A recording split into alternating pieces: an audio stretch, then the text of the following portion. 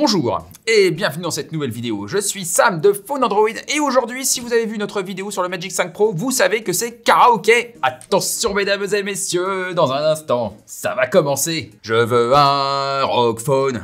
Je veux un Rockphone pour pouvoir jouer au jeu du Play Store. Oh, je veux un Rockphone! Si vous avez l'une des deux références, l'intro et la chanson, on se retrouve dans les commentaires comme toujours pour voir vos réponses. Trêve de bêtises, passons aux choses sérieuses. Aujourd'hui, nous allons donc parler du Rockphone 7, ici dans sa version Ultimate. Avec son petit écran LED à l'arrière, sa plateforme technique exubérante, son ouverture dans la coque pour la dissipation de chaleur, sa grosse boîte qui contient son accessoire ultime, l'Aero Active Cooler 7, et son prix qui fait mal, 1429 € en version 16 Go de RAM et 512 Go de stockage. Aïe aïe aïe. Heureusement, il existe aussi une version classique, sans ouverture et sans écran LED au dos, mais un éclairage RGB, sans grosse boîte et sans accessoire ultime. Elle est proposée en deux versions, 12 Go de RAM et 256 Go de stockage à 1029 €, soit le prix d'un iPhone 14, et 16 Go de RAM et 512 Go de stockage pour 1199 €, soit presque le prix d'un iPhone 14 Plus. Vous aurez donc remarqué, Asus s'est fait plaisir sur les prix. Bien sûr, le positionnement du Rockphone 7 n'est pas identique à celui d'un iPhone, sur certains points c'est mieux, mais sur d'autres c'est moins bien. Dans ce test, nous allons donc comparer ces deux visions de la téléphonie et autant dire qu'il y a des différences. Avant de démarrer, comme toujours, petit rappel des gestes qui sauvent, le pouce vers le haut si vous avez apprécié cette vidéo, l'abonnement pour faire grossir la communauté et la clochette bien évidemment pour être prévenu des prochaines sorties. Et maintenant, place au combat du siècle. Comme avec tous les Rockphones, je voudrais faire un petit unboxing. D'abord parce que la boîte est toujours intéressante, elle est utilisée de façon ludique pour créer son profil ROG, et ce n'est pas de la réalité augmentée cette année. En plus, elle est en carton, et elle est en très grande partie recyclable. Ensuite, parce que le Rockphone 7 est accompagné d'accessoires, un chargeur, un câble renforcé en nylon, excellent ce câble d'ailleurs, ainsi qu'une coque. Si vous optez pour la version Ultimate, vous avez aussi le ventilateur Aero Active Cooler 7. C'est un accessoire important à plus d'un titre. D'abord, il s'accroche au dos du mobile pour le refroidir avec différentes vitesses en fonction des usages, mais ce n'est pas tout, loin de là. Il rajoute aussi des boutons mécaniques, un pied pour le poser sur une table, un petit caisson de basse hallucinant, des éclairages de fou, ainsi qu'un port jack et un port USB déporté. C'est un accessoire qui est génial, un must-have avec n'importe quelle version du Rockphone 7. Je suis très content qu'il soit fourni avec la version Ultimate, même si j'aurais préféré qu'il le soit aussi avec la version standard. Et vous avez aussi une petite sacoche de transport, rien que pour le ventilo. Ça, c'est la classe. Parlons maintenant du design. Le Rockphone 7 est d'abord le digne héritier de la longue lignée des smartphones gaming d'Asus. Vous retrouvez pêle-mêle le module photo rectangulaire et horizontal, vous retrouvez l'écran secondaire Rockvision ou la matrice RGB selon la version du téléphone, vous retrouvez les boutons tactiles AirTrigger sur l'une des tranches, vous retrouvez les deux haut-parleurs en façade, vous retrouvez aussi l'écran sans encoche ni poinçon, mais avec des bordures en haut et en bas. Cet écran est plat pour profiter pleinement des contenus, des films et des jeux. J'aime beaucoup l'esthétique des écrans incurvés, mais l'écran plat reste idéal pour ça. Vous retrouvez aussi le port jack, une connectique propriétaire pour le ventilateur, comme sur les Rockphone 5 et 5S, les deux ports USB type C, le micro sur la tranche latérale pour les parties en multi, et toujours ce poids et ces dimensions gargantuesques. C'est un gros bébé et difficile à manipuler avec une seule main, près de 240 grammes dans la main et dans la poche. Ce n'est pas un portable, c'est un transportable. Nous avons aussi des éléments hérités du Rockphone 6D, notamment l'Aero Active Portal, cette petite trappe qui permet d'aérer le téléphone quand le ventilateur est branché. Cette trappe était exclusive à la version Ultimate du Rockphone 6D, c'est encore le cas avec le Rockphone 7. Et le nouveau Rockphone conserve sa certification IP54, même la version Ultimate avec le portal. Ça c'est chouette. Bien sûr, le Rockphone 7 se veut aussi distinctif. Le module est un peu moins trapézoïdal que sur les Rockphone 6 et 6D. Les lignes esthétiques à l'arrière sont légèrement différentes avec ce gros ROG et cette double finition similaire à celle du Rockphone 5S. Mais à part ces quelques détails purement cosmétiques, Asus conserve sa formule magique et c'est good.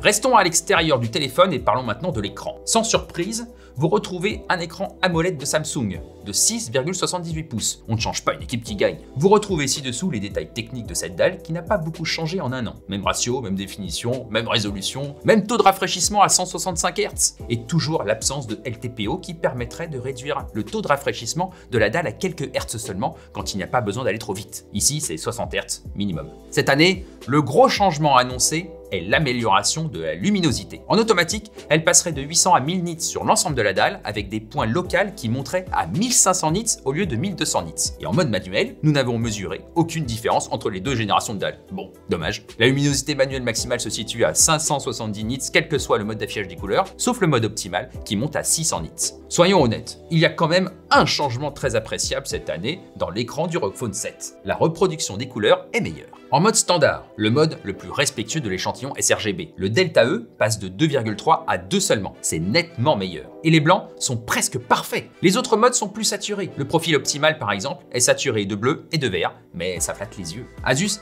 a toujours optimisé à l'extrême le temps de réponse. C'est encore le cas cette année. La fréquence d'échantillonnage monte à 720 Hz, mais ce n'est pas le seul élément qui permet d'arriver à une telle rapidité. C'est un tout. Passons sous l'écran et parlons performance. Le ROG Phone 7 est évidemment équipé d'un Snapdragon 8 Gen 2, le dernier rejeton haut de gamme de chez Qualcomm. Si ce composant était une voiture, ce serait certainement une grosse Corvette Stingray Z06. Tu sais, celle qui t'arrache les dents du fond quand tu appuies sur la pédale de droite. Selon les configurations, il est accompagné de 12 ou 16 Go de RAM. Autant dire que la configuration est à la hauteur de la réputation d'Asus, même si le ROG Phone 6 profitait d'une version Ultimate avec 18 Go de RAM. Mais est-ce vraiment la peine? Avec cette configuration, le ROG Phone 7 Ultimate est facilement monté sur la première marche du podium des smartphones les plus puissants passés à la rédaction. Nous avons même atteint l'un des scores sur AnTuTu les plus élevés au monde, approchant les 1,4 million de points sur le benchmark. Retrouvez d'ailleurs dans mon test complet beaucoup d'autres résultats, tous plus extravagants les uns que les autres. Pour atteindre ce chiffre, nous avons activé le fameux mode X des ROG Phone qui débloque toute sa puissance. Un mode X qui a été amélioré cette année, de telle sorte que la charge de travail est maintenant mieux répartie entre les cœurs du CPU. Résultat, les performances sont excellentes et elles le restent évidemment avec le temps. En revanche, nous n'avons même pas eu besoin de ventilateur. D'ailleurs, contrairement au mode X, le ventilateur n'a pas une incidence flagrante sur les performances brutes du téléphone. Il ne va pas devenir encore plus puissant quand le ventilateur est branché. Son utilité est davantage liée à la stabilité de la plateforme parce qu'il aide à réguler la température. Une température qui reste modérée, même en utilisant le système passif, un système qui est basé sur une chambre à vapeur à cycle rapide et avec du graphite dans tous les sens dans le téléphone. Nous avons mesuré une température globale de 43 degrés dans la plupart des scénarios, avec des pointes rares autour des 50 degrés avec certains benchmarks. Avec Genshin Impact par exemple, le smartphone ne dépasse jamais les 43 degrés, tout en maintenant d'excellentes performances. La stabilité de la plateforme n'est pas juste exceptionnelle, elle est parfaite. Plus de 80%. Et bam! Restons à l'intérieur du téléphone et parlons de la batterie. Asus conserve ici aussi ses acquis avec 2 cellules de 3000 mAh chacune positionnées de chaque côté du processeur, soit une capacité totale de 6000 mAh. Là encore, on ne change pas une équipe qui gagne. Cette batterie permet de dépasser les 3 jours d'utilisation en usage standard avec les paramètres par défaut grâce aux optimisations apportées au Snapdragon 8 Gen 2. C'est une très bonne nouvelle, même s'il serait vraiment dommage de se contenter d'un usage standard avec ce téléphone. Pour les joueurs, c'est la régalade. L'autonomie dépasse les 6 heures avec un jeu comme Genshin Impact. Avec les graphismes par défaut, bien évidemment. Mais quand même, 6 heures de gaming non-stop avec le ROG Phone, c'est vraiment très bien. Cela descend sous la barre des 3 heures avec les graphismes au maximum et en activant le mode X. Et 2 heures seulement avec le ventilateur branché. Bah, on ne peut pas tout avoir. Après avoir beaucoup joué sur ce téléphone, il faut passer par la case recharge, bien sûr. Vous avez tout ce qu'il faut dans la boîte pour charger le téléphone rapidement. Le téléphone est compatible charge rapide 65 watts avec le câble qui va bien et le chargeur fourni avec. Vous rechargez le téléphone en moins d'1 heure, ce qui est plutôt bien pour cette capacité. Pour atteindre les 50%, nous avons mis 23 minutes seulement. Et comme toujours, Asus a implémenté de nombreux outils pour soigner la batterie et contrôler la charge. Charge limitée, qui bloque la charge à 80 ou 90%. Charge bridée, pour désactiver la charge rapide et n'utiliser qu'une charge lente moins contraignante. Charge programmée, pour éviter les surcharges trop longues. Et charge contournée, pour alimenter le téléphone, mais pas les batteries. C'est parfait pour une partie d'1 heure ou plus avec le ventilateur branché sur le secteur par exemple. Mention spéciale aussi à l'indicateur de santé de la batterie qui vous indique si vous adoptez de bonnes habitudes de charge.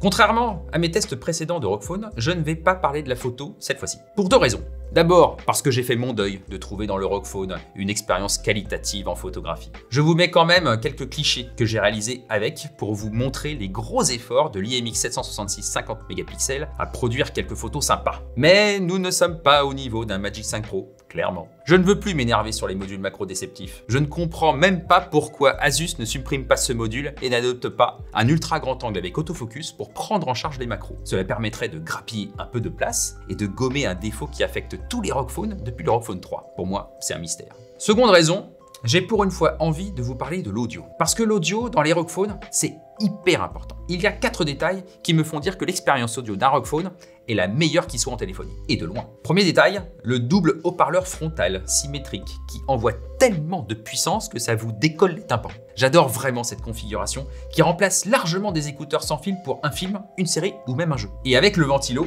c'est encore meilleur avec le caisson de basse. Bon, pour de la musique, c'est pas mal aussi, mais je vous conseille quand même un casque. Deuxième détail, le port jack 3,5 mm sur la tranche inférieure, que vous retrouvez aussi dans le ventilateur si sa position native ne vous convient pas. Ce port jack est compatible faible impédance et donc peut couvrir davantage de fréquences qu'avec un port jack de moins bonne qualité. Troisième détail, Dirac. Toute l'expérience audio est optimisée par ce spécialiste du son qui travaille avec Asus depuis plusieurs années. L'effet stéréo des haut-parleurs, le port jack, la latence des écouteurs sans fil, la spatialisation du son, tout ça, c'est Dirac. Dernier détail, les micros. Parce qu'un smartphone gaming, ça se tient à l'horizontale, votre main obstrue le micro principal quand vous jouez. Comme ses prédécesseurs, le ROG Phone 7 opte donc pour un micro positionné à côté du bouton de mise en marche. Extrêmement pratique pour garder le contact avec ses coéquipiers dans une partie en multi.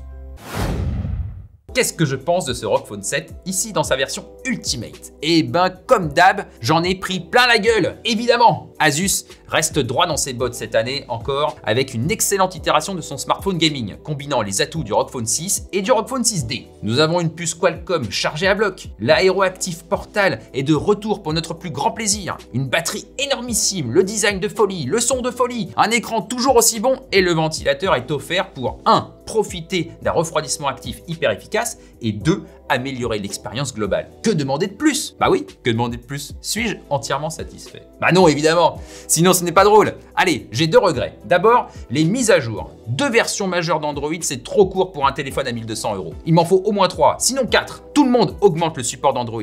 Asus doit faire de même. Notez que les mises à jour de sécurité sont quand même assurées pendant 4 ans. Ensuite, le prix. Il n'y a plus aucune version du ROG Phone 7 sous la barre des 1 000 €. Ça, c'est vraiment dommage. Bon, est-ce que je regrette quelque chose au niveau de la photo? Non, pas vraiment. J'en ai fait mon deuil. Je ne choisis pas un ROG Phone si je cherche un photophone. À ce prix, je peux m'acheter un Honor Magic 5 Pro ou un Vivo X90 Pro, tous deux d'ailleurs testés sur notre chaîne. Moi, je choisis un ROG Phone pour jouer, point. Évidemment, si je peux prendre quelques photos souvenirs de mes potes de raid en IRL, et qu'en plus, elles ne soient pas floues, c'est le cadeau bonus. Mais c'est tout. Nous voici donc arrivés à la fin de ce test un peu plus long que d'habitude. Merci de l'avoir suivi jusqu'au bout. J'espère qu'il vous a plu. Si c'est le cas, n'oubliez pas de lâcher un like. Si vous avez une question sur l'un des nombreux sujets que nous n'avons pas abordés ici, on se retrouve en commentaire comme toujours. Sinon, je vous retrouve très bientôt avec un nouveau test de téléphone avec des vrais morceaux de photos dedans.